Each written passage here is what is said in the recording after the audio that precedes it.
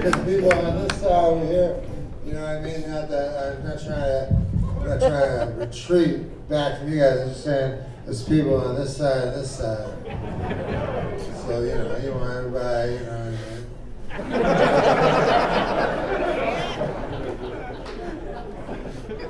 Well, these people hearing jokes and all they get to look at is my fucking sweet hot ass.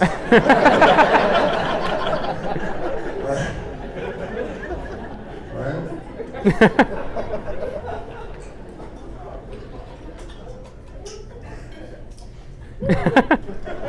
I'm sucking on a lozenge. You guys have a death penalty in here in Phoenix? Yeah. Yeah. So we don't got it in LA, but I was thinking about the death penalty, and I was thinking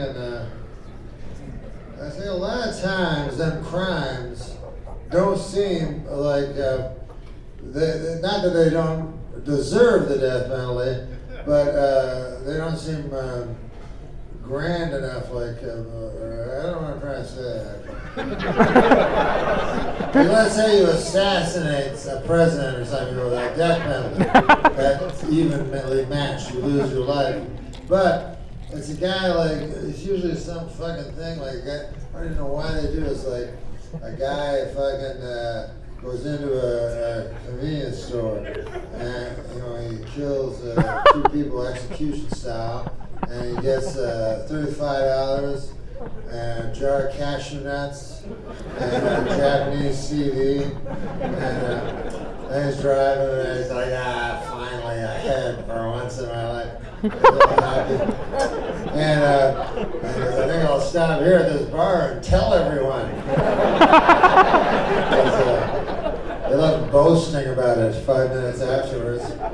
Then they get caught. Then they go. So what I'm saying is not that they don't deserve it, but that the crime seems so pointless, you know. And then they go to trial. Everybody's seen it, you know. Everybody, the guy's guilty, absolutely no question about it. And so they put him in death row. First they do the trial, and the judge goes, "Hey, you know, you gotta decide what to do with you on account of how you did it." Everybody knows you did it, you even admit it. Or then they say, "Is there anything you'd like to say, first of all, before we hand down sentence?" And the guy always says the same thing. He goes, "Yes, I just want to say that I apologize, all hurt I did, everything like that. And also, plus, when I was a kid, my dad fucked me." And then the judge goes, "What? Gross, but why are you telling me about it?" And I was like, "Oh, I thought guy told me over there to say it. I didn't." But listen, I mean, this is all the same. I'd like to say something else before I go. My dad never fucked my ass. I mean, he's going to have enough trouble, you know. His son being a murderer and all. So then they take the guy, and they give him, first of all, they do that sentence where the guy gets a free meal. Like, I don't know, maybe that's like so hard for the judge. Maybe the judge doesn't know if it's the proper thing to do to take a man's life, you know? So maybe that makes him feel less guilty or something like that. He goes, "Okay, listen," because at that point, you got 2 things going to happen to you. You either get life or death. Almost opposite things you could have. Polar opposites, direct opposites. I used to say polar opposites, honestly, and now I was thinking about it, I was like, the poles, South Pole, North Pole, they're pretty alike. Almost indistinct. So I said they're direct opposites, life, death. So you know the guy that's going, "Geez, I hope I get life." That'd be fun. But sometimes it gets death. And then you get the meal. Then the meal comes in. You know, that makes it easier for the judge. He goes, okay, listen, man. I'm going to tell you something. You're not going to like it. But it's got every cloud has a silver lining. The bad news is we're going to kill you. But the good news, do you like lobster? There's this joint, Joe's Lobster Shack. It's over by the death house. God damn, this lobster's good. My wife's mother comes every birthday. Take her out to Joe's Lobster Shack. Oh, goddamn, she loves that lobster. And she says, you gotta try the cheesecake. She says that the cheesecake is to... all right, go ahead. Go to the death house and whatever you want. So then the guy goes to death. Gets to wear free world clothes. Everybody else got to wear the orange jumpsuit. Like everybody got to wear the same. You know, in prison, everyone wears the same suit, like in Star Trek. So that's what, except people on death row, they get to wear free world clothes. And very small cells, just 8 by 6 by 6, small. Just enough room for you and remorse.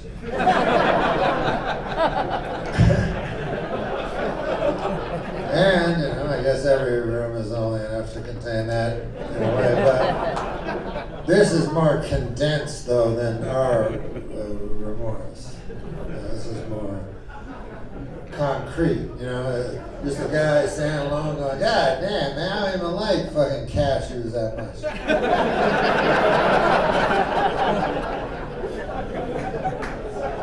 $35 doesn't go as far as I thought it would, I'll tell you that. God damn, that's probably my biggest regret. When I look back at my life, killing those two people, execution style. Oh well. So then they appeal fucking 1,000 times and they still have to die. So then they said a sad-faced pastor, you know. Sad-faced pastor shows up and the guy's like, oh, and then they bring, it's, you know, there's always protesters outside. That'd be annoying. You fucking gotta die the next day. No more. Like, Fucking Mike Farrell. You're like, you know, like Wayne Rogers. And then, so you go, and then they bring you they bring your family in. You know, the night, you know, right before you die, all your family comes in, and that must be a lot of fun. Like, well, you think Thanksgiving is awkward. How about this? Who are you again? Oh, yeah, Uncle Maurice. What's going on with you? Well, the grandchildren are into tap dancing. Yeah, I don't give a fuck. We're only going to talk about me tonight. Only me.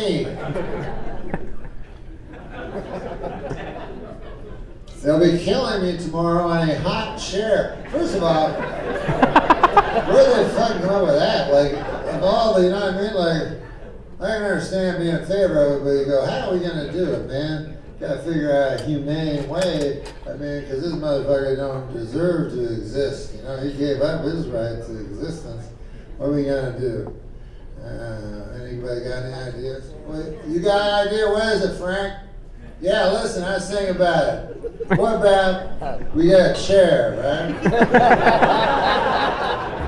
It's real hot. It's a hot chair.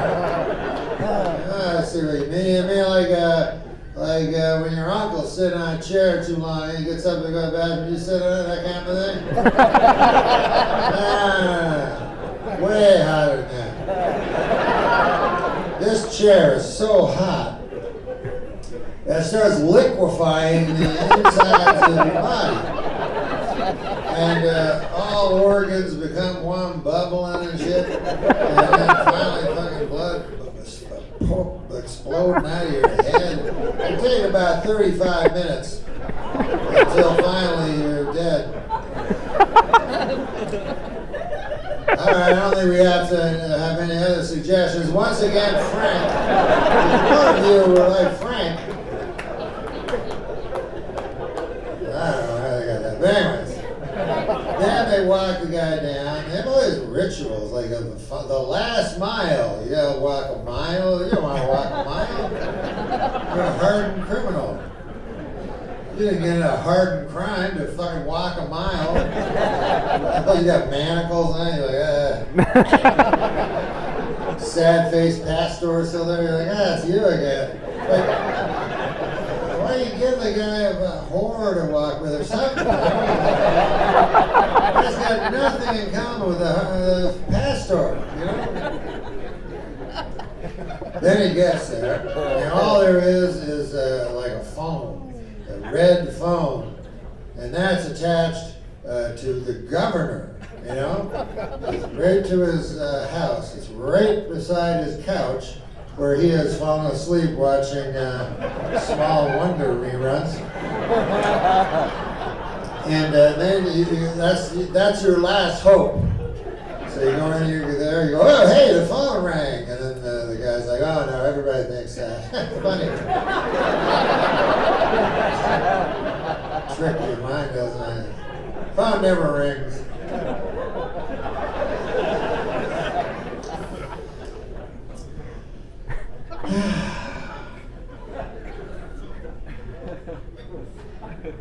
We're talking about prison reform now. It's funny, you know. It's apparently one of the biggest things. They're going to change prison and the way. And I've read about it. You know, it's about differentiations of class, of different. You know, like if you're black, you're much more likely to be in prison for the same crime as white. You know, crack. You're going to be given a lot bigger than coke.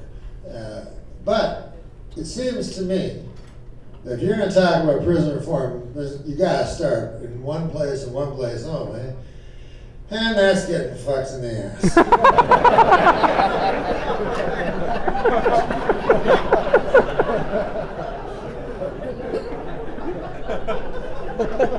That's why people don't want to go to prison. Like, it's the unspoken. The judge never fucking says it. But, you know, you're not like, oh, freedom, I wish I had that. Oh, God, I gotta go to prison tomorrow. Oh, I'm so afraid of the freedom I'll lose. I'm terrified of lifting weights and reading books undisturbed. And also having that guy fuck me in the ass every time he wants to.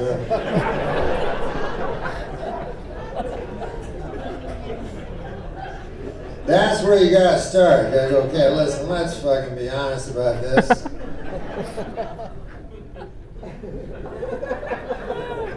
They always go like, this is the weirdest thing I ever heard, but they go, we can't control the prisoners, you know, like, they got drugs, they're fucking each other in the ass. I'm like, what? They're like behind bars, you have guns. You can't control them. What?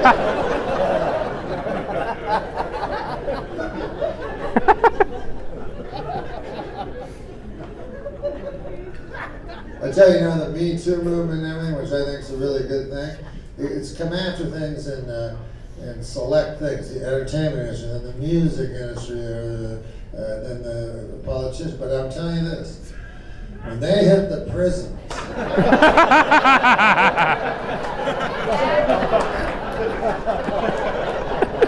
then they're going to hear some Jim Dandies, I'll say.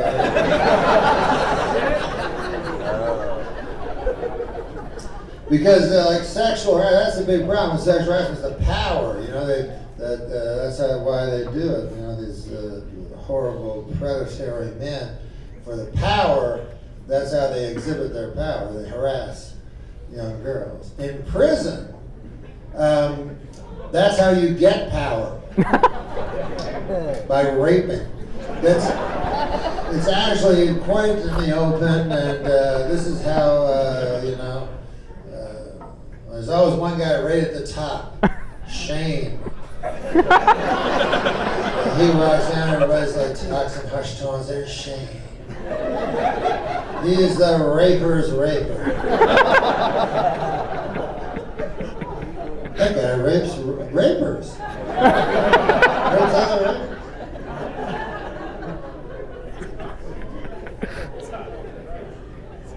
So as bad as the patriarchy is, we live in an evil patriarchy, I don't know if you know. But we live in an evil patriarchy where evil patriarchs, fuck over everybody else. But I caution you against replacing this evil patriarchy with the prison model.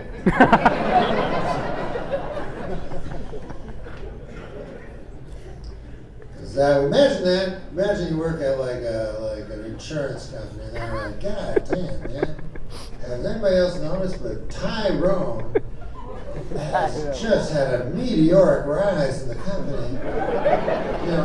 He was a janitor 3 weeks ago, and now he's the vice president of people that say tell other people what to do. I don't know how he does it, man.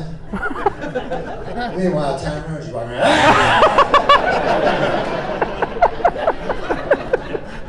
World's greatest fisherman.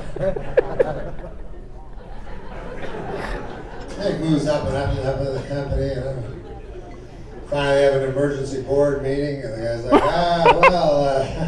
I've always felt like we were family, and I can tell you, I started this startup 11 years ago with a simple idea, and anyways, I'm retiring. I'm stepping down. Because I feel like Tyrone here will do a much better job.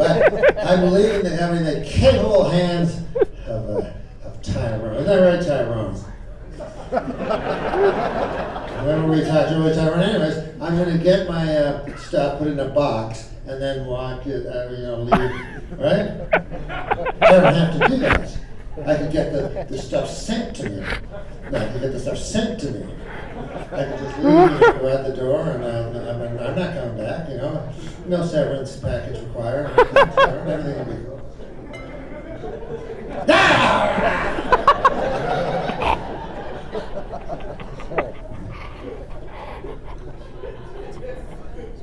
Minutes of a meeting. So anyways, point is, first of all, the Dow Jones would fucking plummet. Don't kid yourself.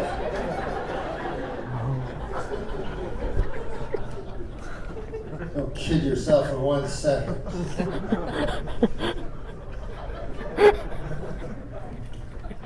Fucking patriarchy.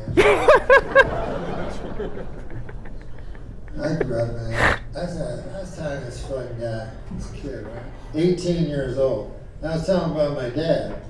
So my dad had me when I was 50. Old motherfucker. He's about 118 if he was alive. If he was alive, he'd be about 118. I'm talking about an 18-year-old, and he's telling me how retarded my father was. My father fucking fought Hitler. This guy, 18. He's like, yeah, your father, because I was telling him what my father believed in. Because my father had some hateful beliefs, like he thought if somebody had a cock, they were a guy. Crazy fucking craziest shit you ever heard of. But it came from hate. God. It's a vile, hateful man. Didn't understand. Oh. When I was a kid, I remember one time I said, Dad, I think I might be a girl. He said, I thought you had a cock. Just to show you how hateful he was. This 18-year-old fucking motherfucker is telling me about my fucking father. 18 years old. Think about an 18-year-old trying to tell you something. I mean, 18. 12 years ago, the motherfucker was 6. I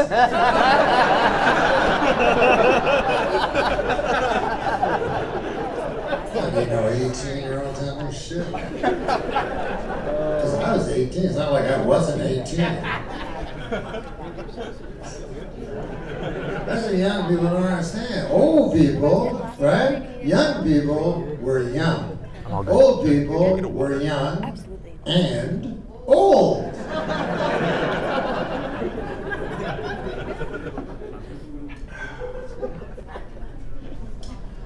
I'm old. I used to be young, but now I got the jacket.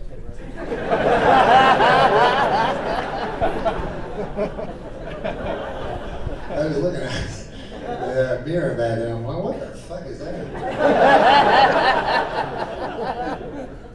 Because I still think of myself, if I seen this in the store, I go, maybe I'll get that for my dad. That'd be a good jacket for him. But now I'm like, that's a snazzy jacket. It's not all gray. It's got some little like green in it. If you look close, it's got some shit. That's snazzy. But I don't have any desire to pretend to be young. I got my hairs all looking white and shit. And for a while, people were talking to me and they'd go, man, you gotta be on TV. Can't have that. So I go to the guy, I go, can you paint, humiliating, can you paint my hair black? So black that I can go on TV and it can look red. And then I go on, look like a goddamn jackass. And also, I think, nature has a reason for this, or God, or whatever you want to call it.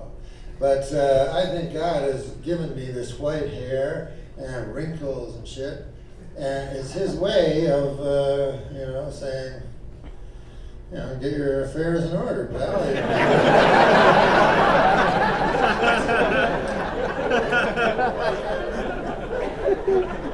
Nobody says it's going to be long.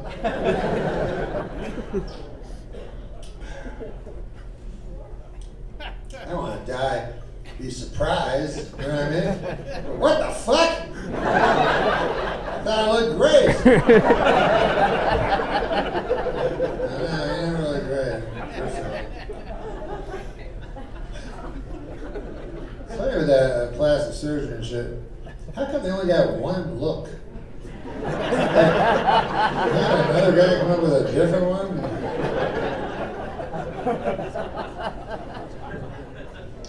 Put that over here. But yeah, when you're old like me, you worry about dying. Like I think, probably every day I think I want to live forever. You know what I mean? That's my goal. And, it's worked out so far, but the older I get, the more I understand. First of all, there's no reason I should be trying not to do anything because I'm too old. I've outlived my reason for being alive. All you have to do is live long enough to have a child, then they grow up, then you go die. And then the child, and, same with work. Like, look at me. Here I am, an old man trying to do a young man's job. This should be me up here. Should be some young guy. But the problem with that is I'm way funnier than those guys.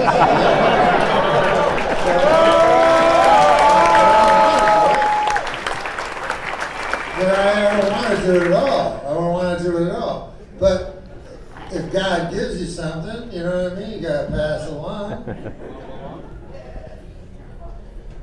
Why can't you retire? Like, I would like to retire like lying down on top of ladies. I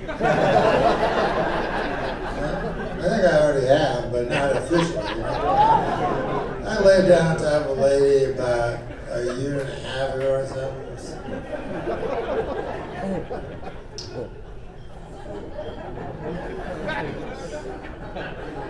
I mean, my cock works. I'm not saying it doesn't work, but it works technically. You know what I'm saying by that? You know what I mean by that, but You know when you're young, your cock's like, ah, and then the girl's like, ah, you know, you're like, ah, and the cock is like, but mine, I'm like, ah, and they're like, ah. Look, it'll work. Trust me, we'll figure out a way. So, you should have to figure out a way, you know. There'll be some bending involved, I'll be honest with you. It's not going to be.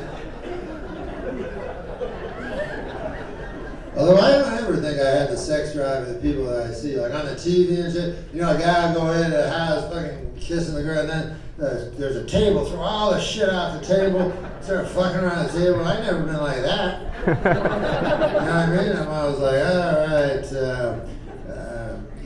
this table's set for tomorrow.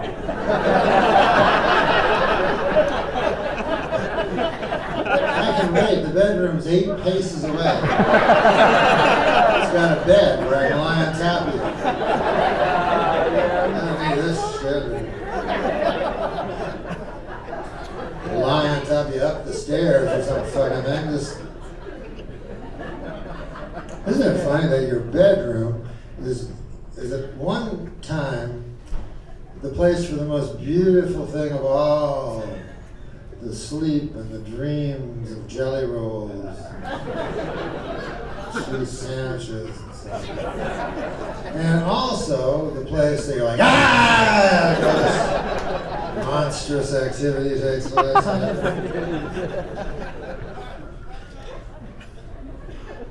It's funny how a man can become a swine like that. That's why I think marriages don't work out. Because you marry a lady, you go, God damn, she's an angel. And then, you know how, like, sex, you have to keeping it fresh? The way to keep it fresh is to make it more disgusting. You know? By the end, you're like, ah! God damn, we're a couple of swine. You see another lady go, that should look like an angel over there.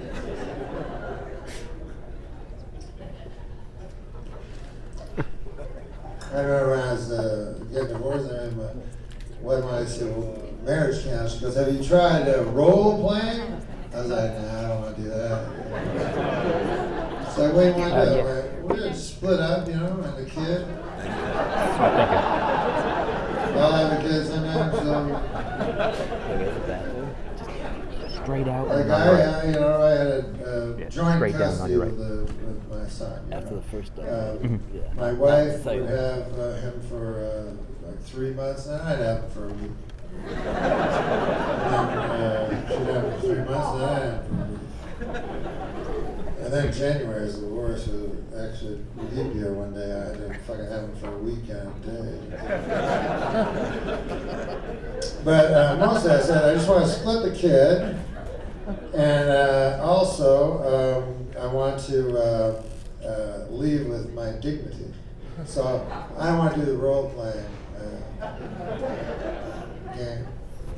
She's like, no, try it, man, because you want to rekindle your relationship. And if your relationship, let me tell you about rekindling. You know, do you know what kindling is? So try doing that. Try rekindling, kindling. Like after you've used it to light a fire, then you take that, what's left, that kindle, and reignite it.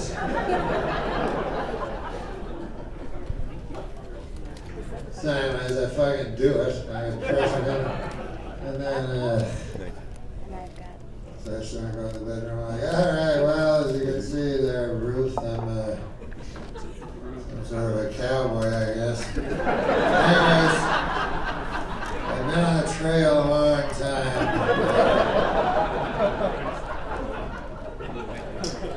Now remember, I'm not Norm, I'm a cowboy, and you're not Ruth. You are I can't remember what you were. As long as you're not you. Anybody but you.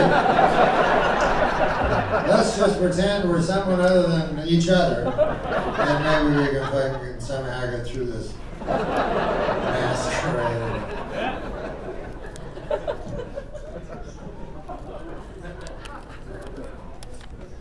Yeah, I just retired, man. I'm gonna have like, because people understand when you retire from anything else, but for some reason having lying down on top of ladies, like, I remember, like, my friend of mine said, oh my God, you gotta meet my aunt and uncle. They're 85 years old, but they have a wonderful, healthy sex life. And I was like, how about I never meet them? That would be cool also, you know? I never had to look in those people's eyes.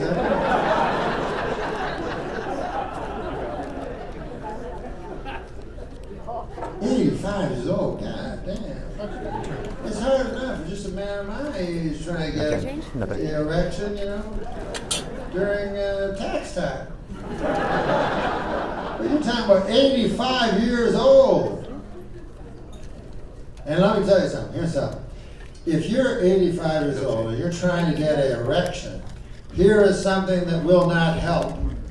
An 85-year-old lady.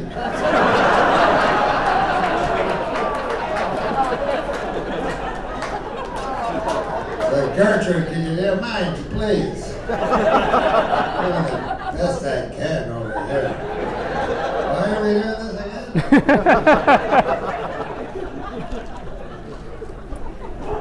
So I just like to, maybe I'll officially retire now.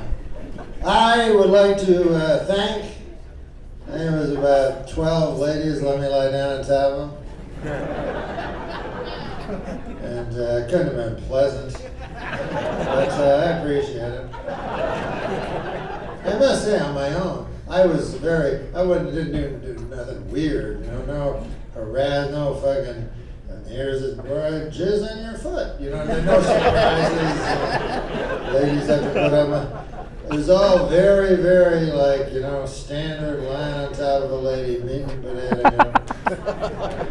Like, I take the lady to my bedroom, complete darkness. Couldn't see her own hand. And then we would disrobe, you know, in our neutral corners or whatever. Then was my bed. There was my bed centering the room. And I had about 4 or 5 blankets, quilts and so forth. Each curled in there. Each find the other. I lie down on top of her. One time, she lay down on top of me. Stylish. And then, you know, we'd finish up and 10 or whatever minutes. And then never mention it again. Ever. I'd never bring it up. So I was kind of a catch. I had a pickup line. And you guys can use it because I'm out of the game, you know. It never worked. Never worked. But maybe it would work for you. I thought on paper it works. But what I do is I go to a bar, right? I don't drink myself, but I go to a bar, and I see a lady with a drink. You know how ladies drink? And they have an umbrella and stuff, and a cherry, right? So I would go up to the lady. I get real close to her, like discreet, like a gentleman, so no one else could hear. And I'd whisper into her ear, I go, I can get us a bottle. Never worked.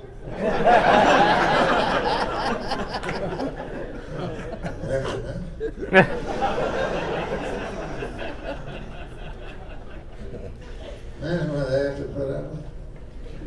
God damn. At least guys, when they have sex, at least they enjoy it. They have to go through the fucking humiliating horror of the whole ugly thing too. But at least they like it. But guys, imagine if you didn't like it at all. And you just have some fucking hairy guy rutting around on top of you. Saints, they're saints.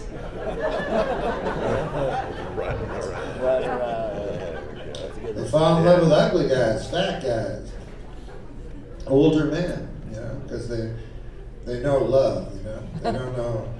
They don't know sex. But they know love, which is, of course, far superior. And that's why they're That's why they're able to love like a 95-year-old man, something like that. You know what I'm saying?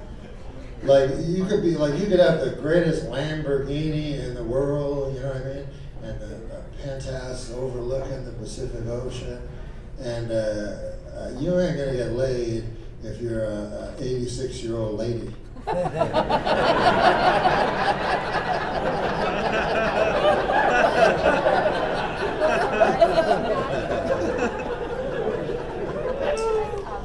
Because men are not deep like women. Yeah, this beer has some writing on it.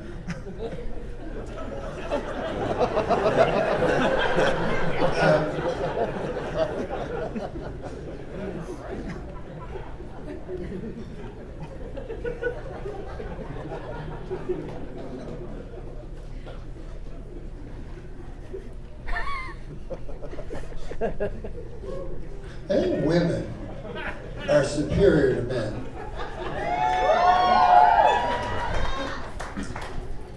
I don't think they're smarter than men. Sometimes I know people get confused. Sometimes I'll hear a guy, a comic go, I think women are smarter than men. Everybody applauds. I go, oh, what a fucking god-awful thing to say. About somebody. It's terrible, ugly thing to say. But the reason I think they're superior is because they can create life, and what else is there in the world? You know what I mean? What else is there? What else is there to do? You know what I mean? You can eat canned chocolate and shit. But I mean, create life is anything even slightly compared to that? You know? Like if I was a woman, that's all I do, just create life all the time. It's the coolest thing of all time. I go to parties, I rub it in the guy's face, I go, hey, what are you going to do again there, Jack? That's my woman's voice. So what is it now you going to do again there, Jack? Well, I work over at Abernathy's Bank. You know that, Lillian. I worked there for now for about 21 years. Oh, yeah, that's good. What are you up to anyways, Marjorie? No, me? Well, right now I'm creating life. Human life, the highest form of life.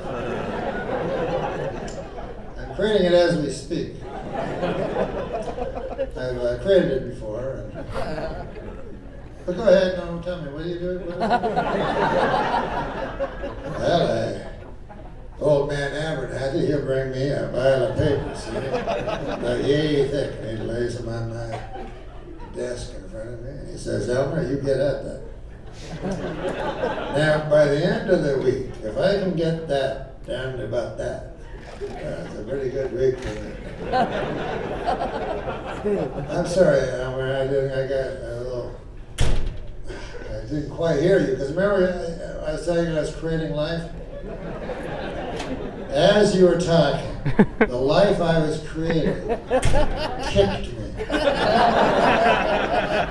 don't know if you can bend your mind around that. That's what just happened. Well,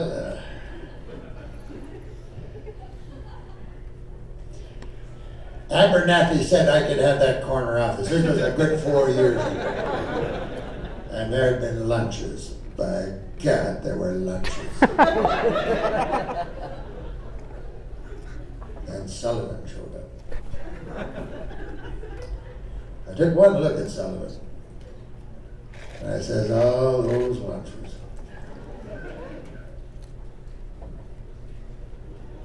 Well, anyways, have a good rest of the party. Okay. So what did we learn from this teleplay?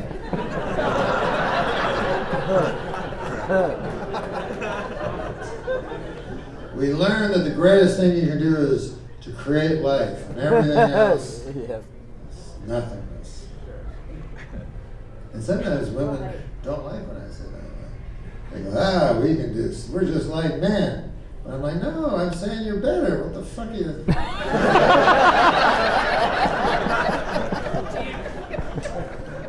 some women will take the basest parts of men and try to, equivalentize that. Like, they go, we like sex too. Whoa. Yeah, I guess.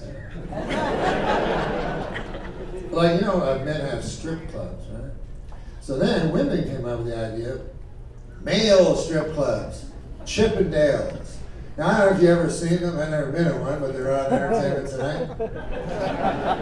And they show it's always the same. A guy comes out, he's like a fireman, he's just dancing, or a lumberjack. And all the ladies like, whoa, $50. Oh, this is a hoot. This is not how men act in a. You go to a male strip club, just what you guys.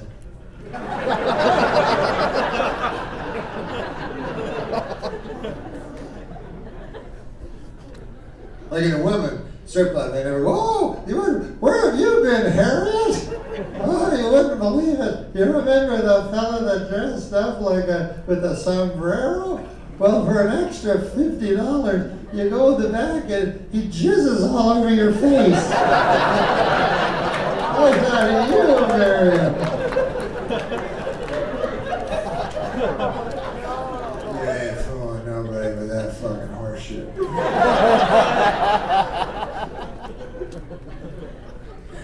Why would you want it? Why would you want it? I can't go to strip clubs no more because I'm old. When you're old, you see things as they are sometimes, and not as you would like them to be. When I was young, I went to strip. These ladies are the greatest actresses in the world. Like, they can convince you that they're in love with you. You know what I mean? Like, they're crawling on their hands and knees towards you. There's this look, like it's drawing you in. Like, I remember sometimes I'd be jealous when they went to another guy. Hey, like I so bought into this illusion. They were so good at it, at hypnotizing the dollar bills out of me.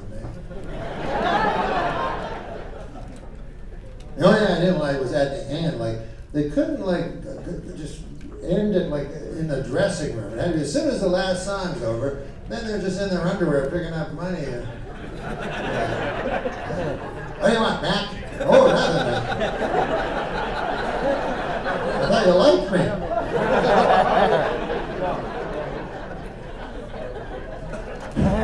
When I remember as a kid, I tried to go back. Is Elaine available? Get out of here! Oh! I think she liked me.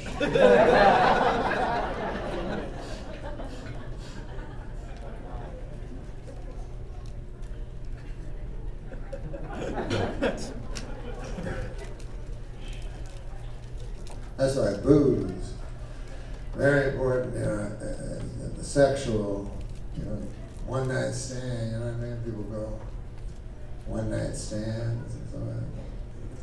So you go to a bar and booze, alcohol, I don't drink. Alcohol is some sort of magic potion that takes away the filthy shame of sex. Because sex, let's be honest, it's a dirty, filthy, shameful thing. And my buddy was like, oh, it's not shameful. I'm like, really, it's not shameful? Then how come you close the door when you do it? How come you close the blinds? What the fuck is, that's what blinds were made for, shame.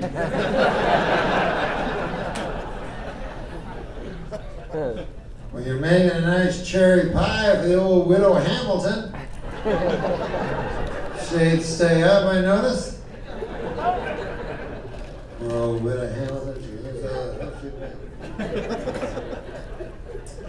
but not during sex. Everything has to be all closed up, barricaded. Oh, is there something in my hair? But alcohol takes it all away. Now, I don't know if you've ever had a one-night stand dead clean sober, but I have, and it's not a lot of fun. But, you go back to the place and they're like, oh, okay, well, I guess we'll take our clothes off now, huh? All right, I just remove my Okay, we're not going to do it. Well, goodbye, sorry. I can't go through with it. I only met you hours ago. I was uncomfortable even speaking with you, let alone any of this filth. I know with Tinder now and stuff, man. I can't relate, you know what I mean? People tell me stuff. I still believe that women, you can't change. Oh, that's what this guy told me. Joe, the fucking guy. The MC guy, I'm talking to him today. I'm like, wait. He's like, women love sex. I'm like, well, where do you get that fucking idea?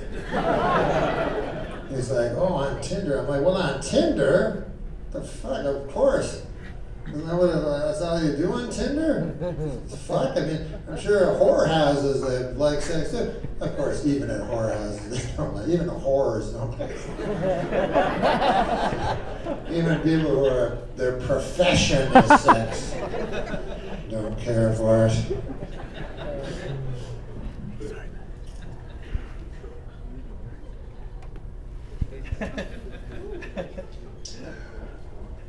So I got Red Bull, I drink that. Don't drink alcohol. Does that mean I'm better than you? I guess. Probably.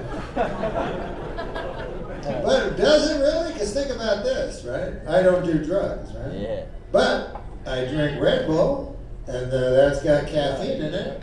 And you guys are like, but that's not a drug. Really? Caffeine's not a drug? That's funny, because it is. And I smoke cigarettes. You're like, that's not a drug. Really? Because nicotine's in it? You're like, well, nicotine's not a drug. Oh, it's not, huh? You fucking retarded, dude?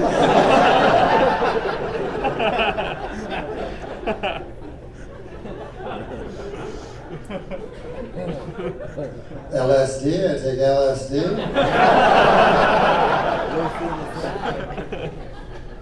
LSD is not a drug, really? That's funny.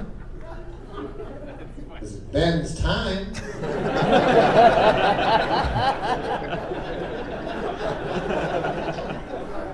I have one of these psychiatrists, and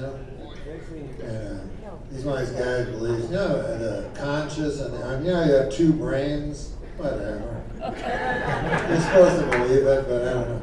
You have a brain just for adding up the things, but there's another more important brain that thinks for you without telling you. I don't know how the fuck it works, but anyway, he knows all this shit. But with me, he doesn't discuss this. I shouldn't say that. He's a broken record with me. All it ever is stop taking fistfuls of LSD before every show.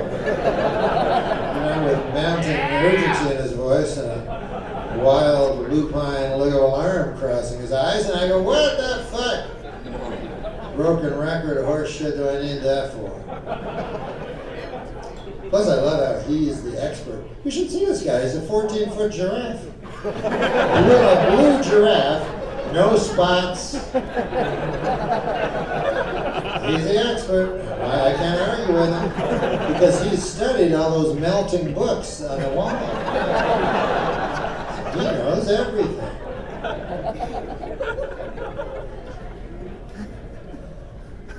My friend was saying, he believes in this psychology stuff. One time I was at a restaurant, and he was like, I had a glass of milk, I love milk. And he's like, you know why you like that milk, right? And I was like, yeah, because it's not because I like milk, I know that. Because I know this guy's games.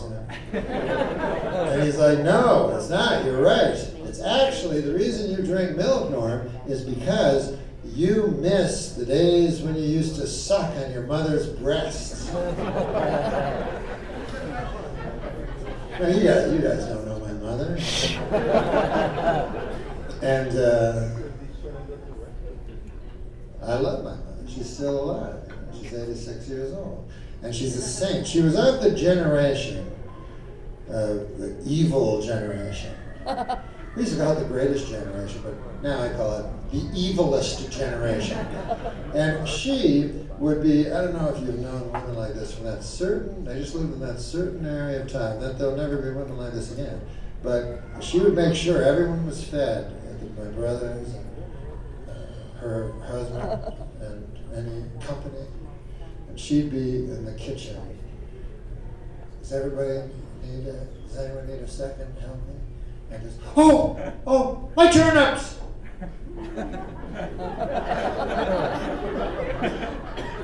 And then at the end, whatever was left, she would scoop on a little side plate, and she would eat as she began to wash the dishes.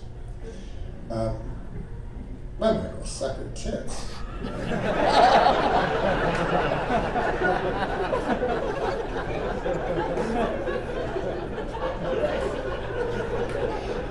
Maybe I'm shallow, but I don't know.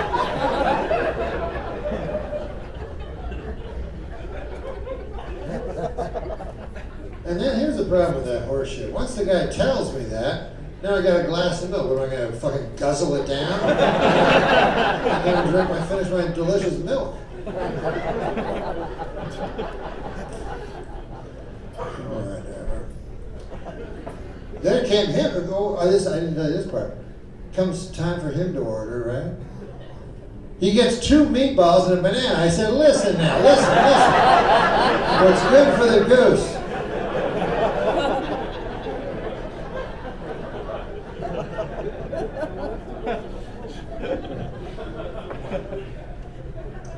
I think you might only have one mind. I think you might not have 2 minds. I know it's stylish to say you have 2 minds. I know people much smarter than me came up with the 2 minds thing. Conscience and the subconscious or the unconscious, I don't know.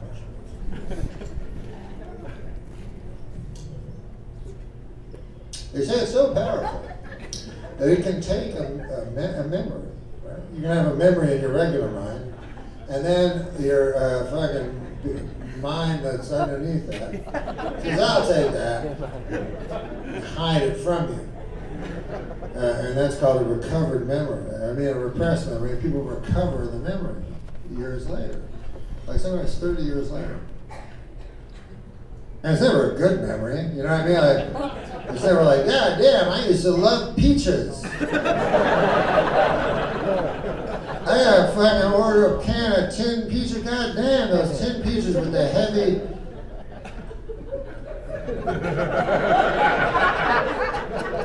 It's always of the most violent nature, the most ugly, sexual.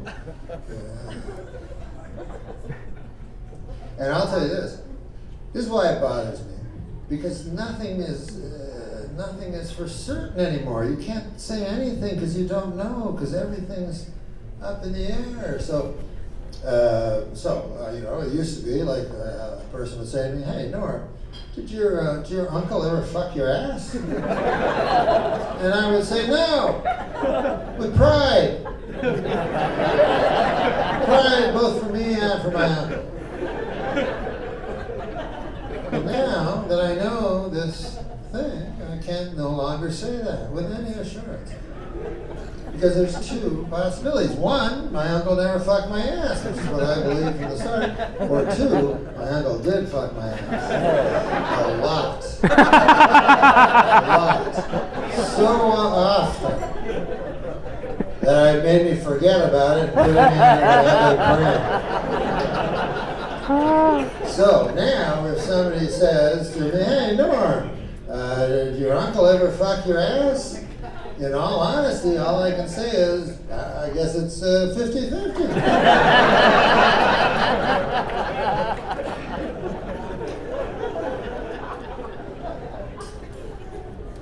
I'll tell you this though, if that memory, if that happened, and it's in my head, I want to go to the grave with the memory. I never want to recover the memory. Because imagine you learn that and then you gotta go through life. Like, it's hard enough to go through life. Those fucking shit's happening to you all the time and everything going against you. God damn. But imagine you had to, on top of that, that's why I never want to recover. Like, I never want to be walking down the street with my buddy. Hey, man, where you getting that cheese sandwich so I can get a cheese sandwich? How about you? I don't know. I thought maybe huh? I would say that for it, huh?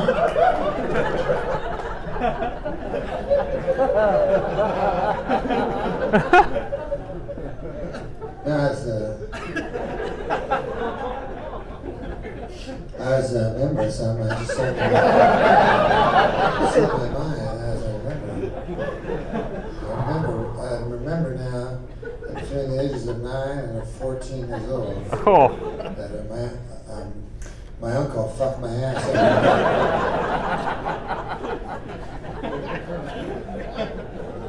So I want to go to the cheese sandwich store. I go away and live my life.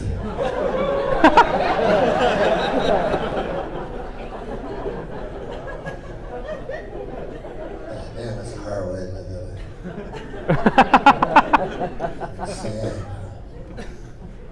Sand. Isn't that what life is? Sand. One time I went to a place when I was a kid. It's called Frontierland. They have bank and stuff. It's from the old West, but not real, you know.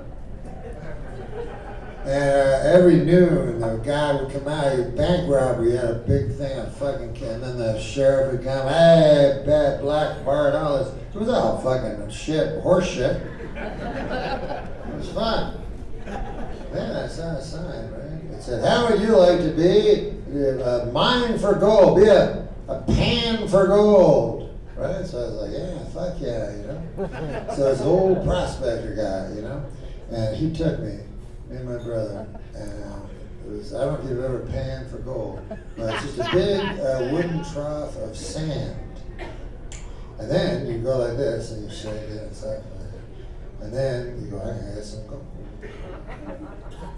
Maybe give it, you know, finally pay my own way. And they go like that for about 20 minutes, and then just a bunch of sand. They go, yeah,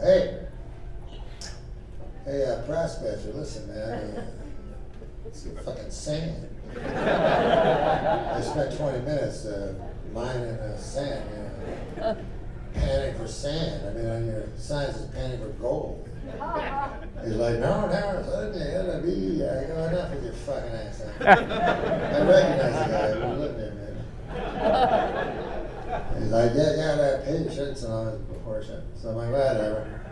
My dad wasn't coming to pick us up for another 40 minutes, so I was stuck because the fucking my gold mine was so far from the cool bank robbery. So I was like, whatever. So another 20 minutes passed. Finally, after about 55 minutes or something, I think my brother saw there was like just a whisper of a glister of gold. Gold, like Daffy Duck. And we were so happy. Boy, very brief.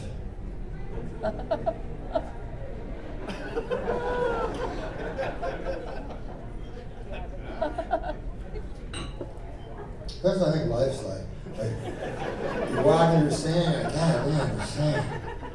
The sand makes it walk, and then every step harder, God damn, the sand. Oh, look, what is that? It looks like gold. Or something I'll buy. Oh, it doesn't make me happy. Keep walking through that sand. That sand. Especially when you're older, you know, that sand, it's a little deeper. Stairs get a little steeper.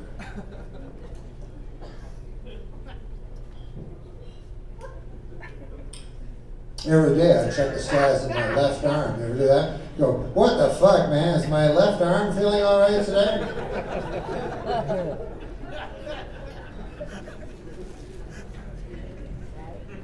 I had my living will made out today.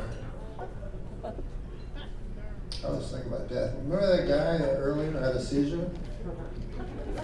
Remember that? As soon as that happened, I was like, fuck, I hope I don't die. And that guy, I didn't even think of him.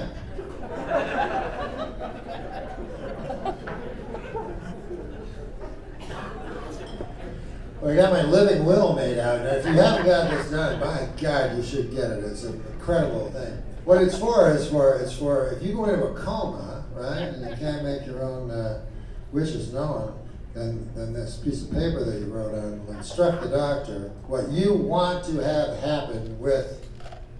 It's mostly a plug. That's pretty well all I ask you for the plug, because I don't want to be a bummer or anything, but you know, like there's 500 people here. I'd say about 3 of you are going to end up plugged into a wall. I'm just going to stats, you know what I mean? But you ever do that with a crowd? And you find really, hey, I wonder which one first.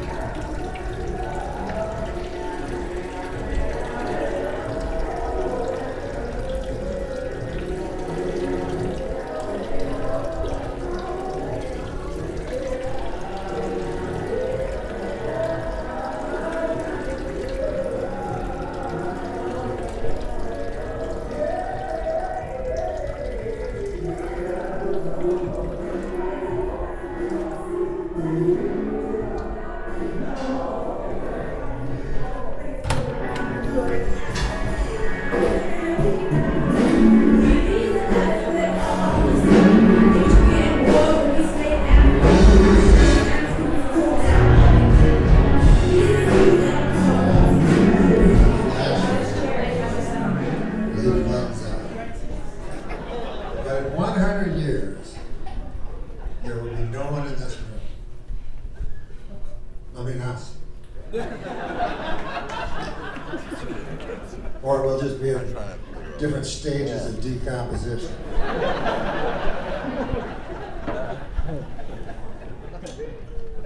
That's why it's so important to have this will, this living will.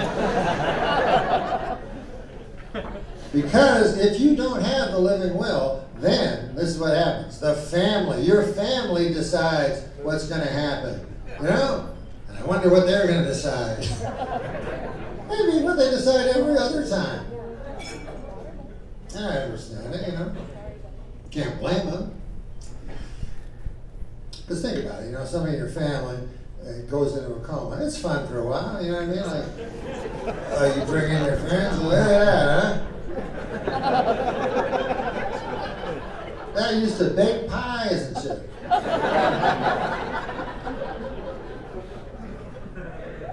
Trying to lose weight. She was trying to lose weight.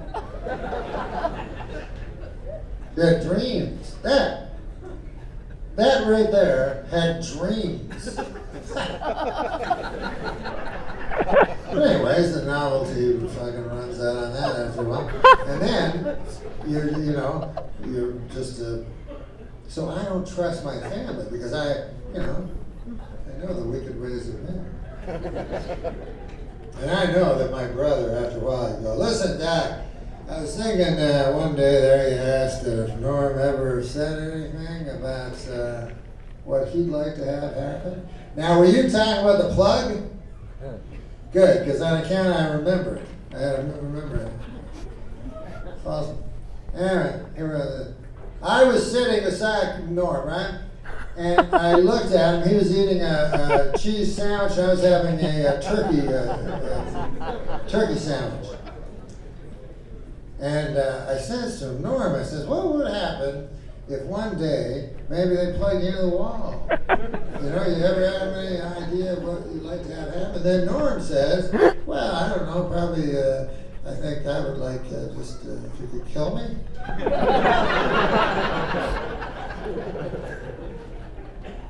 And then we all get to go back to our normal lives, right? That's how this works? Yeah, he said it.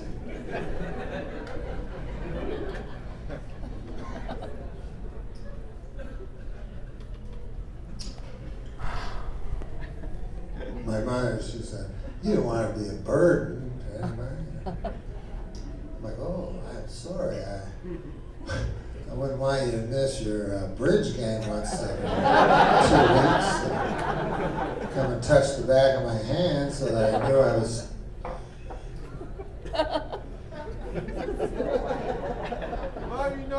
No, that would be awful. Have to come all the way from downtown, switch a bus. So you can touch the back of my hand. I could know for one instance that I am.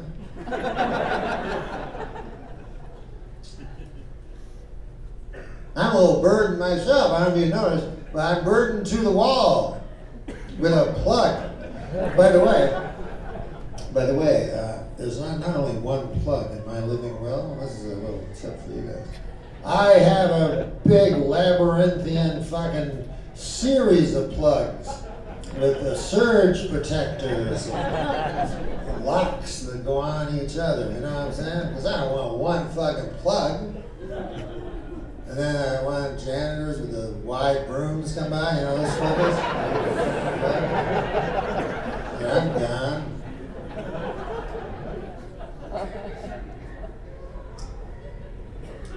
My brother's slipping a 10 to the guy. I know the wicked way.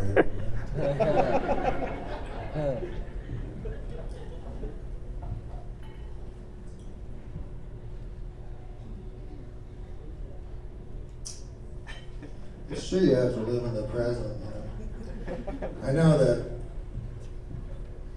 some things that are wise aren't that wise. You know wise things? Usually they're on the side of cups. Like sometimes I'll walk by a cup store, just stand there like I'm fucking studying gospel scripture. God damn, that cup's right too. I can buy all these cups.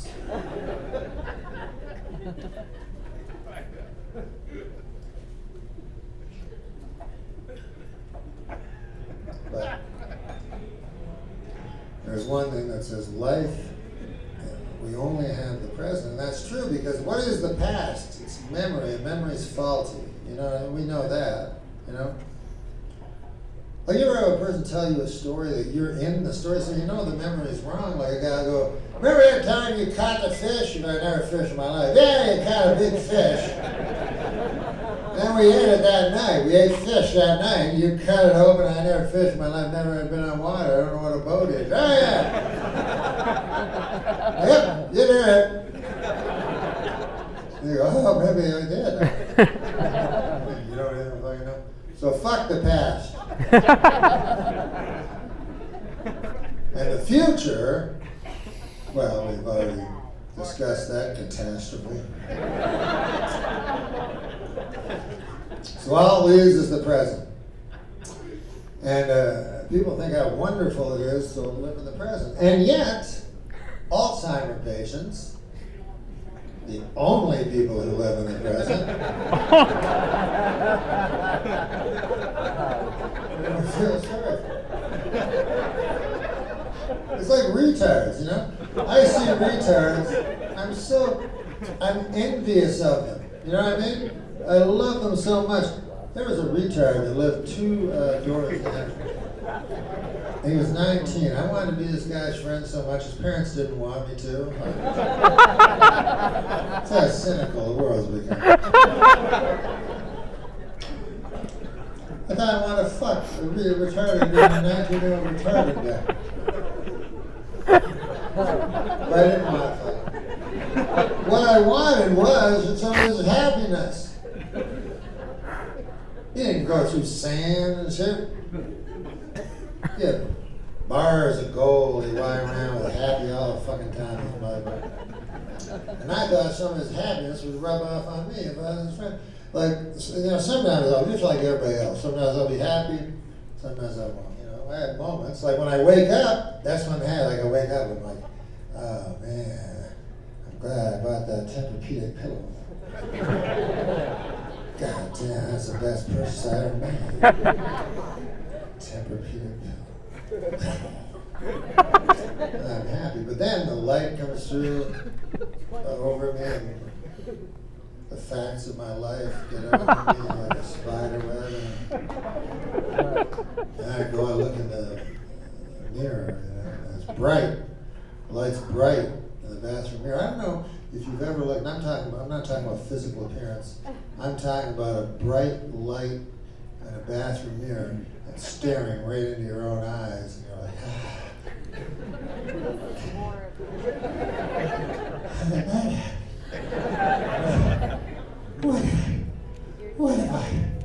What did I? And at that point, I would like to have my retarded friend go, I like bananas!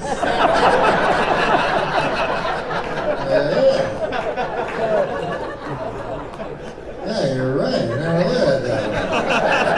Yeah, damn, I like bananas too. They're yellow. Yeah, they're yellow. That's right. Absolutely right. You and I should go get a banana. What do you say with that? That's right. Go get a banana and eat it. And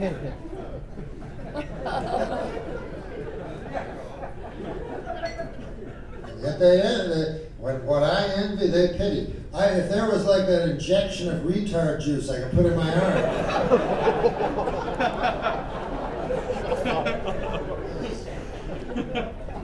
A pity? You see people pitying them, there'll be some retards, and people go, look at them over there, it's sad. Look at them, they're laughing.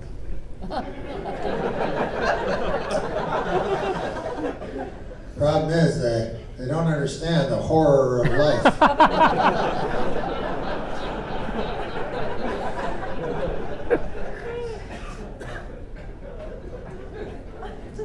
There's no cure. They'll probably die happy.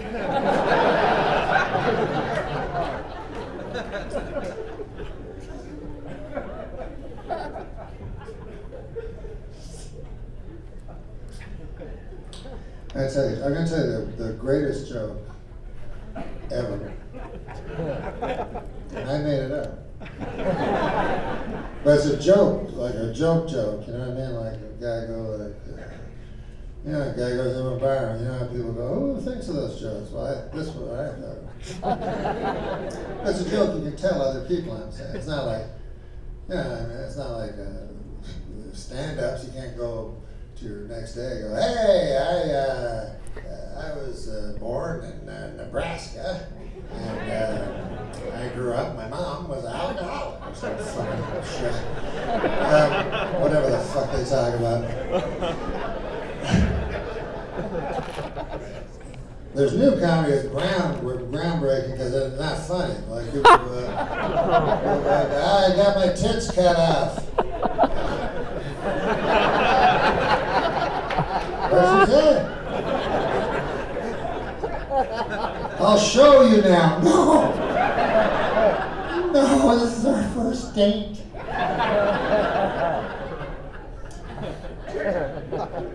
It's very advanced. Too advanced for the likes of me. But I'm going to give you the funniest joke that has ever been written, and I wrote it. First, I'm going to tell you another thing. The show ended like 45 minutes ago. So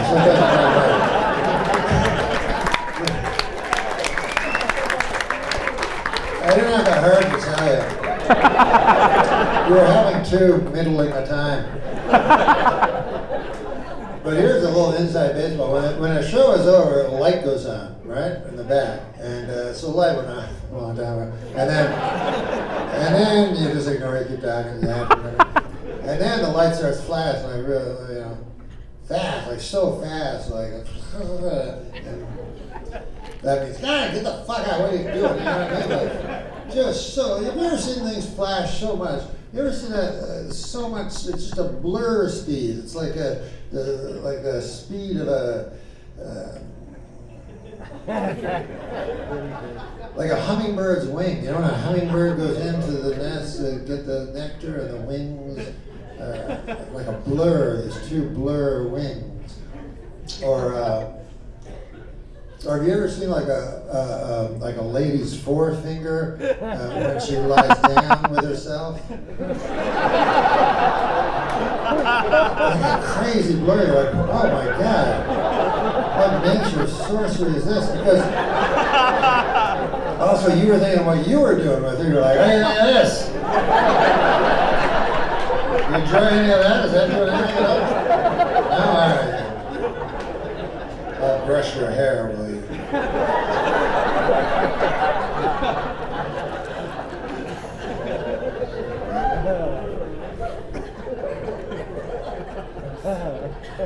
So here's the joke. Oh no, I want to tell you about this guy.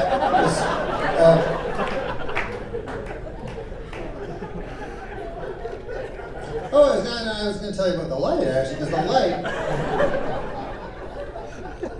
the light, it shows how fleeting any instant of happiness is. So remember we were talking about how the instant is all we have, this instant right now. So I'm looking at you guys, and I see in your eyes. So this is always a great time for me. I always try to get them to put the lights up a little so I can see into eyes, because like I'm not smart. Like you know how Bill Maher is smart? I believe in Jesus and God. So it's not my fault. I'm not smart enough. So whereas he will look at eyes and see glassy nothingness, I look at eyes and I feel, and I think it's because it's true, that I'm looking at an immortal being. So when you look at life, I suppose you can choose to do anything you want, look at things any way you want. But if I walk by a homeless person, I always try to look in their eyes, and then I see an immortal being, and then I'm in awe of him or her. And so at this moment, I'm happy, you know what I mean? And yet, it's so fleeting, because when I go back just through that curtain, there'll be that guy, Frank or some fucking thing. I don't even know what he's a manager or something. And he'll go like, wait, let me put the light. And I'm like, that made me so mad. I go, I didn't see the light. He's like, but when I start flashing real fast. I'm like, listen, man, I'm tired of this. I'm telling you, I didn't see the light. You believe me, I'm telling you as a man.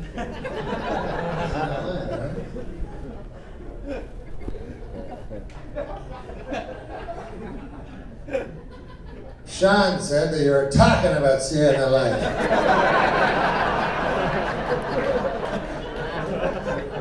I don't know who Sean is, what show he watched, but I swear on the life of my daughter that I don't have a daughter.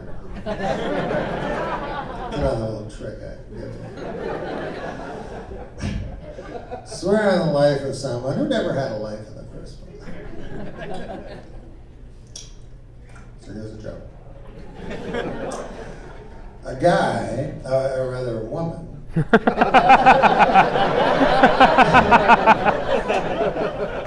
the thing, it's very easy to fuck this joke up in the middle. Because I've done it. And so I'm trying to do this key thing in the middle of the joke that when you try to repeat it, you might mess up. And so by focusing on that key moment, I fucked up the first word. But better this than that. A woman says to her husband, I have to ask you a question. Does my ass look fat in these jeans? And the man says, okay, I am going to tell you the truth, the complete truth, but you have to promise you will not get angry no matter what I say. She says, no, I promise. He goes, okay. Well, I'm fucking your wife.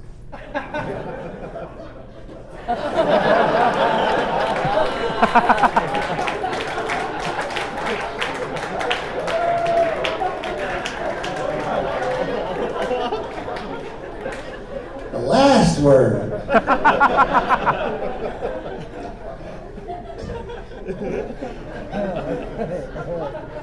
The last motherfucking sister.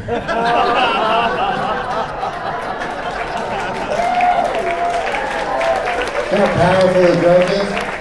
Still works.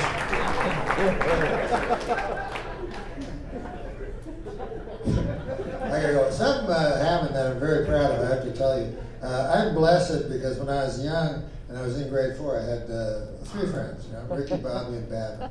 And Babin, we still get along. We still every year see each other, and sometimes more often. We stay very close. I'm so lucky to have that. But anyways, Babin took a wrong turn somewhere and became bigger and bigger. And became morbidly obese. And just like 2 weeks ago, it was kind of a life or death thing, and he's going to get help, and he's got, we're all helping him. I have to pay all his money, and he's going here, to Phoenix.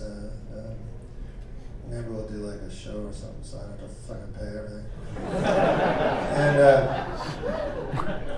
And anyways, when you can do something good, you feel good. But and we got together, and I remember Ricky said, we're all 100% behind him, right? And I, stupidly, I said, because I tried not to bear false witness, I said, 98, 99%. Because something had occurred to me the night before that part of me wanted to gain 14 pounds. I mean, I'm going to be honest with you. So, he says something that strikes me very odd, Babin. 486 pounds. 586 pounds. 486 pounds. 586 pounds. He said to me, hey, Norm, he goes, you wouldn't know looking at me now, but at one point in my life, I remember, I weighed 135 pounds. And I said, yes, I do believe that. I believe that you weighed every weight.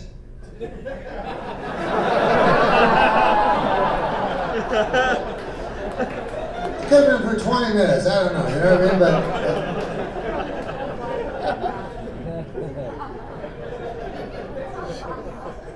it'd take 12 years of advanced math to fucking not understand a grade 3 arithmetic.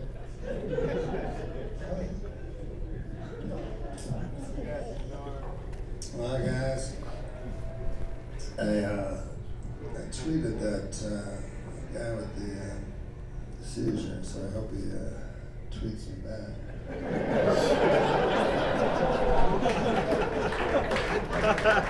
I didn't see it. I know seizures are bad and stuff. I had an alcoholic seizure once. You ever had one of those? It's just like a epileptic seizure, except you have to drink a lot of booze before it happens. Not right before it happens. It's from the withdrawal.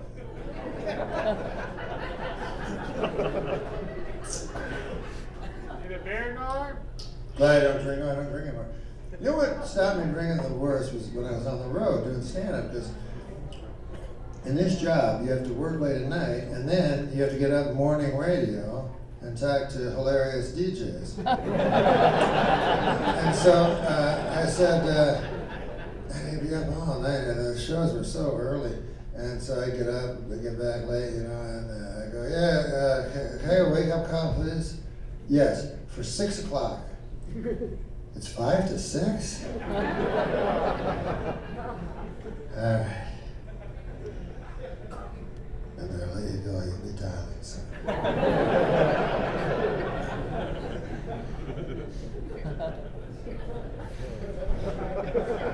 Well, listen, man, the pale Nazarene become part of your life. I don't know if you've let Jesus Christ in your life. Personally, I don't give a fuck. I'm the odd Christian that actually would rather my friends get raped by the devil for all the time. I'm not a good Christian. There's an interesting thing. Bill Maher was telling me, and this guy, gets smarter than this guy. He was telling me that there actually is historical evidence for the existence of Jesus Christ. And then, strangely enough, I was reading BuzzFeed a couple of days later. And I didn't realize this. There is now historical evidence of Jesus H. Christ.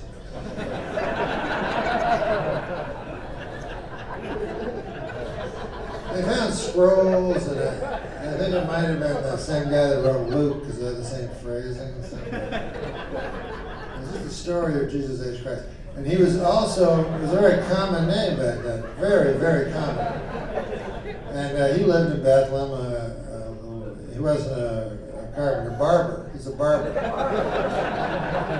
And anyways, he was haunted by this. It was one of those guys in history that people forget about, but everywhere he went, like, people would be going, "Oh, let me touch the hem of your robe, master." He'd go, "No, I'm not that guy. Jesus H. Christ, you're looking for the fella. Harold, my name's Harold. Why won't Harold stick?" He tried to get Harold to stick, but many thought he was the master, and terrible, terrible life. And at the end, ironically, I think it's ironic. All I know is every time I say ironic, people go, "That wasn't ironic." But ironically, Jesus H. Christ. By the way, you can, if you're wondering about ontology, if you take the hypostatic Jesus, you cannot use his name in vain. That's a venial sin. Now, you can say Jesus H. Christ, though. Like if you hit your thumb with a hammer, you can go, "Jesus H. Christ." Because he was just a fucking barber. He wasn't the son of God, no. As a matter of fact, it's sad. This is so sad, his ending. I was going to tell you this, but I think maybe ironic. He was trying to get up this mountain. A whole bunch of fucking lepers were following him, right? They wanted to be cured. They're all touching him and shit. And then he became a leper, right? So then he tried to find Jesus, the real Jesus Christ. But by that time, Jesus Christ was beyond the leper stage. He was doing other shit. And he died of leprosy. And at the end, he said, "Fucking Jesus, fuck, I hate that guy." And then he went to hell. Cautionary, I think it may be a cautionary tale. All right, God bless you folks, all right? Take care now, okay?